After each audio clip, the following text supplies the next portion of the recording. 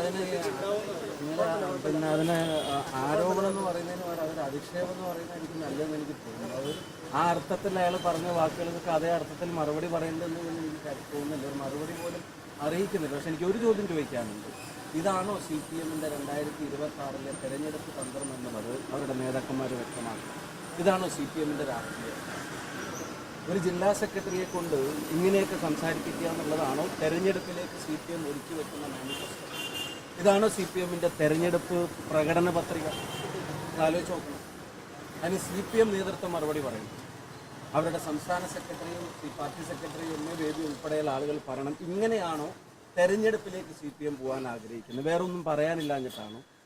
ജനങ്ങളുടെ മുമ്പിൽ വേറൊന്നും പറഞ്ഞ് പിടിച്ചേക്കാൻ പറ്റാഞ്ഞിട്ടാണോ? ഈ വ്യക്തിഹത്യയിലും അധിക്ഷേപത്തിലും ഡിപ്പെൻഡ് ചെയ്തിട്ട് ഇനിയുള്ള ദിവസങ്ങൾ, തെരഞ്ഞെടുപ്പ് അടുക്കുമ്പോഴത്തേക്കും ഇനിയുള്ള ദിവസങ്ങൾ ഇത്തരം ചർച്ചകളിലേക്ക് മാറ്റണമെന്നായിരിക്കും അവർ ആഗ്രഹിക്കുന്നത്. അപ്പോൾ അതിന് അവർ വിലയിരുത്തിയിട്ട് ജനങ്ങളും വിലയിരുത്തിയിട്ട് അവരും വിലയിരുത്തട്ടെ.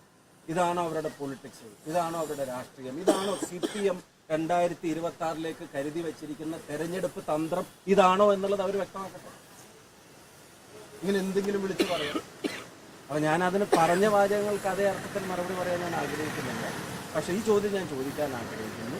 കൃത്യമായ പൊളിറ്റിക്സ് പറഞ്ഞിട്ടും കൃത്യമായ ഗവൺമെൻറ്റിൻ്റെ വീഴ്ചകൾ ചൂണ്ടിക്കാണിച്ചിട്ടും ഈ തെരഞ്ഞെടുപ്പിനെ നേരിടാനുള്ള ആർജവവും കെൽപ്പും ഞങ്ങൾക്കുണ്ട്.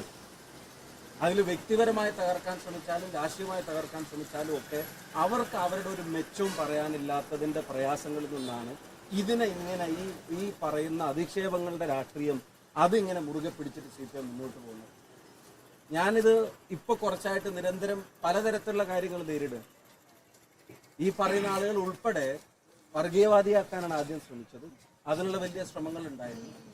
ഇപ്പം അത് ഏശാഞ്ഞിട്ടാണ് വേറൊരു കാര്യം കൊണ്ട് വന്നിരിക്കുന്നത്. അപ്പം അതിനൊന്നും ആ വാക്കുകൊണ്ടൊരു മറുപടി അറിയിക്കുന്നില്ല. മറിച്ച് ഈ ചോദ്യം ഞാൻ ചോദിക്കുന്നു, ഇതാണോ CPM-ന്റെ രാഷ്ട്രീയം?